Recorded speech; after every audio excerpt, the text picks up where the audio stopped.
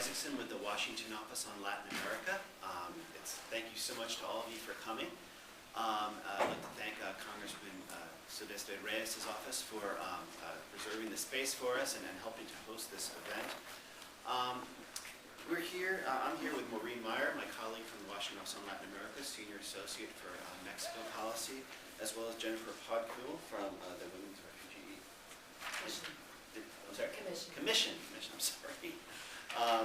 And it's great to be here. We're just launching a report that came out yesterday. It's called Beyond the Border Buildup, Security and Migrants along the U.S. Mexico Border. It's based on a year of work that we did, trying to figure out, basically starting with the fact that there has been a historic buildup in the U.S. security presence along the U.S. Mexico border, the 2,000-mile border that we share with Mexico, as well as on the Mexican side. It started really during the Clinton administration, some of the first border security operations. It accelerated significantly after the September 11th attacks.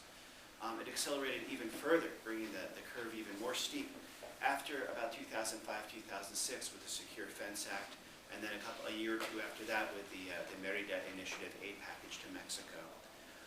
We wanted to sort of set out, after all this rapid growth, we wanted to set out and take stock of what had happened, what impact that is having on security and along the border, what's the real impact, and what's the impact it's having on this population of hundreds of thousands of migrants, people who, for a variety of reasons, are still coming across the border. We did this in conjunction with the Colegio de la Frontera Norte, the College of the Northern Border, which is a think tank based in Tijuana, Mexico. And a lot of their work is reflected in this report. And the work we did, I mean, I actually have worked on security in all of Latin America, and not so much on the border. So this is a big learning curve for me.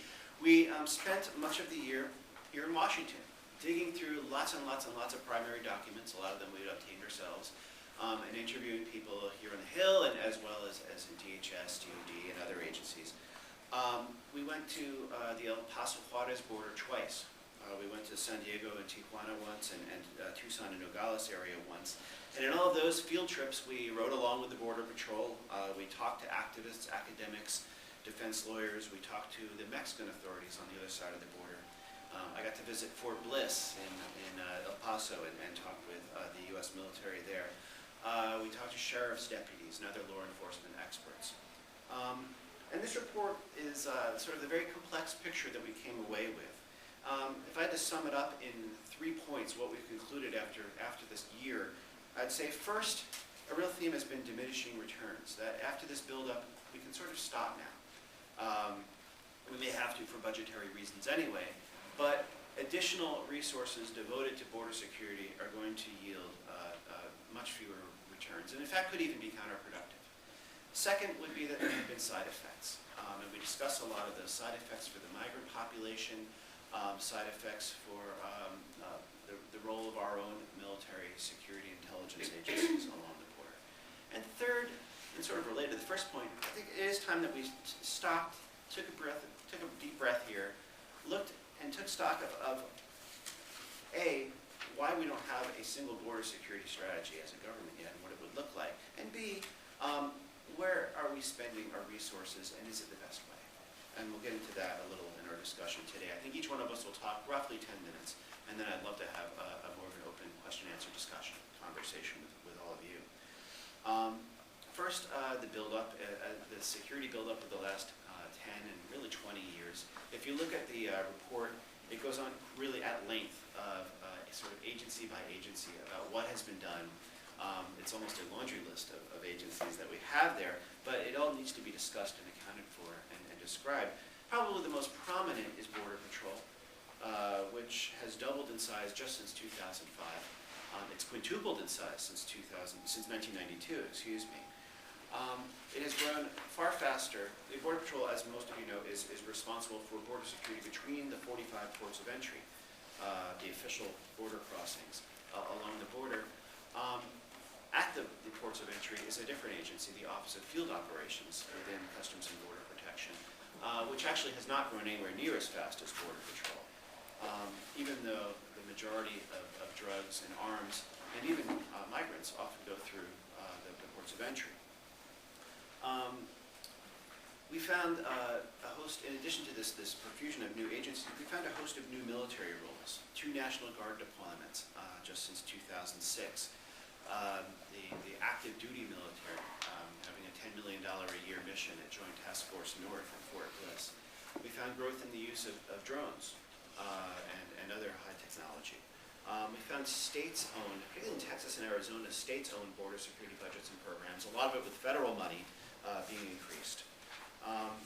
We obviously have seen a sharp increase in aid to Mexico, almost $100 million to its Migration Institute alone since 2008. And a sort of a profusion, not just of law enforcement and military, but of intelligence agencies. Just about every agency we looked at, FBI, the various components of CBP, Homeland Security writ large, ICE, they all have an intelligence component, often with field offices and fusion centers and other efforts to try to build databases and learn about what is going on at the border. And you see sort of this spaghetti-looking graph that we made of what some of these agencies look like. Almost all these are intelligence, and this graph leaves off all the field offices, in fact.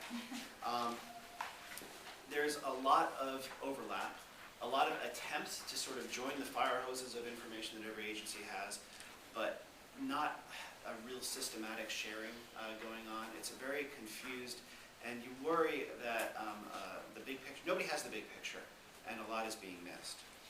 Now, why has this buildup happened since, especially over the last 10 years and before? Obviously, electoral politics play a role, but there are 4 threats that everybody cites: terrorism, drugs, spillover of violence from Mexico, and migrants are sometimes called a threat also, obviously. Of those 4 threats, we found that 3 of them either have not materialized or they've actually reduced in the time that we were building up, and only 1 is constant. The one that is constant over time is actually the flow of drugs. Despite all of our efforts, if you measure drug seizures, they're way up since 2005, except for cocaine, which is not produced in Mexico, it comes from elsewhere. They're way up, which indicates, if we accept the dictum from Border Patrol that fewer apprehensions of migrants means that there's fewer migrants, we have to assume that more seizures of drugs indicates that there's more drugs, or at least the same amount of drugs, which means that drug traffickers are not at all being deterred by this security buildup. Obviously, no terrorists have been detected trying to cross the U.S. Mexico border with intent to do harm to U.S. citizens or property. There was, of course, the 1999 Millennium Plot in Canada, but nothing like that on the Mexican side that has ever been reported. To our surprise, actually, we found very little spillover violence coming from Mexico, despite the crisis that has made some of Mexico's border states and cities some of the most violent places in the world. Right across the border, some of the U.S. cities are actually some of the safest places in the United States.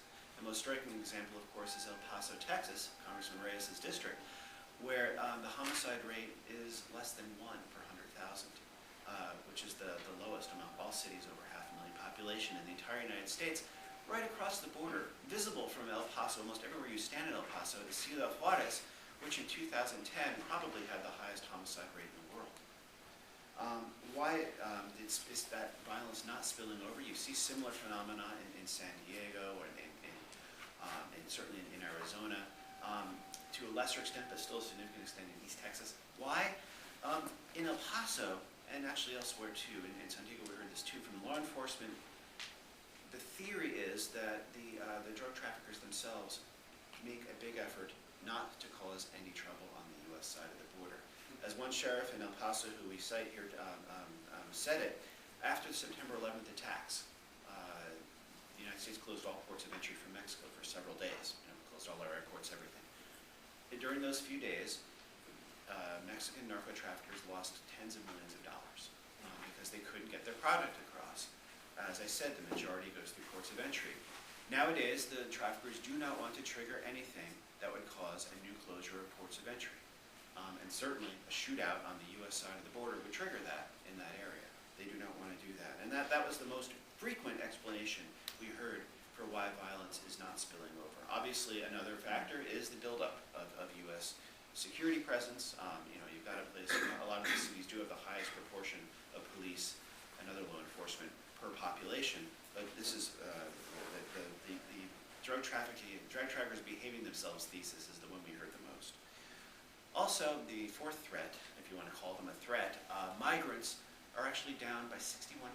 Apprehensions of migrants are down by 61% since 2000.